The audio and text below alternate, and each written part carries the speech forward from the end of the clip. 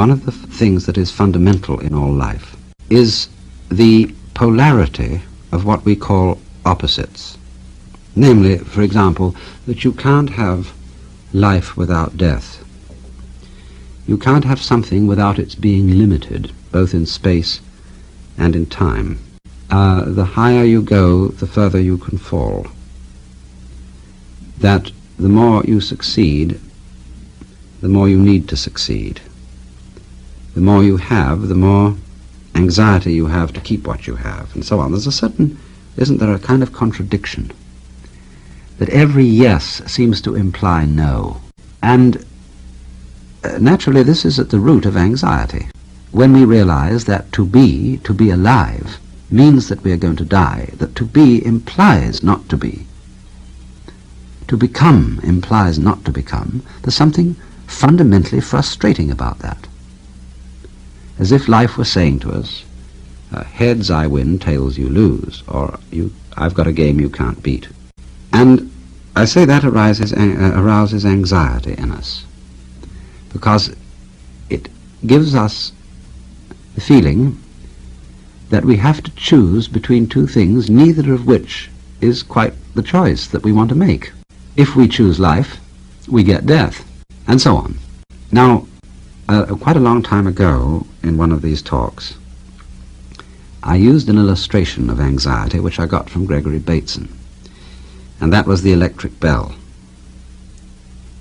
An electric bell is a mechanical anxiety because it vibrates, it wobbles, it trembles. And it's, you know how it works. It's an electromagnet, and alongside the electromagnet lies a strip of metal on a spring with a ball on the end, and that's called an armature. And when the current is switched on, the magnet attracts the armature. But the armature moves and is also a switch, and it disconnects the current, so that it's immediately the magnet pulls it. The magnet releases it and it springs back, but that switches the current on again, and so the armature vibrates back and forth and rings the bell. So, in other words, this mechanical anxiety is that every yes means no. To switch on implies to switch off implies to switch on. This is like life implying death and good implying evil, and so on. And so it trembles, and this is the motion of anxiety. A kind of oscillating trembling is also the motion of sobbing, of weeping.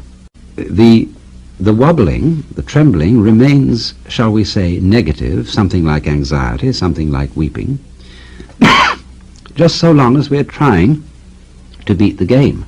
So long, for example, as we're trying to have life without death, to have pleasure without pain, and to have virtue without the element of irreducible rascality. When, however, this is seen through, when we see that this coincidence of opposites is the very nature of life, the nature of the vibration changes, and instead of being anxiety, it becomes laughter. And laughter is a release. In perhaps you know the remark that one of the old Zen masters made, that when a person has struggled through the whole discipline of Buddhism and finally sees the point, says, nothing is left to you at this moment but to have a good laugh, because you see again the incongruity. You were striving and struggling for something that you had all along. I mean, don't we laugh at ourselves when we're looking everywhere for our spectacles and discover that we're wearing them, or digging through all the drawers and closets for one's necktie, which is already on? This is a matter for laughter.